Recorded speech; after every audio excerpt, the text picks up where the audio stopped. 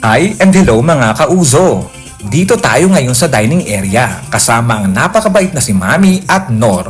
Abala kami ngayon sa paglalagay ng mga magagandang beads at palamuti sa belo para sa darating na kasal ng manugang ni Mami ngayong September. Si Mami, nakaluhod at buong pagtsatsagang gumagawa. Pero alam nyo ba, makulit din pala talaga siya. May pasayaw-sayaw pa habang nagtatrabaho. Ako naman, sadyang saling-pusa lang talaga dito. Tumutulong kunwari pero mas marami pang biruan, asaran at kulitan ng ginagawa ko kaysa sa trabaho. Pero sige na nga, huwag na tayo magpahuli. Heto na, mananahi na rin ako. Magfi-feeling designer muna ako dito mga kauso. Gagandahan ko ang disenyo para siguradong sosyal at maganda ang datingan.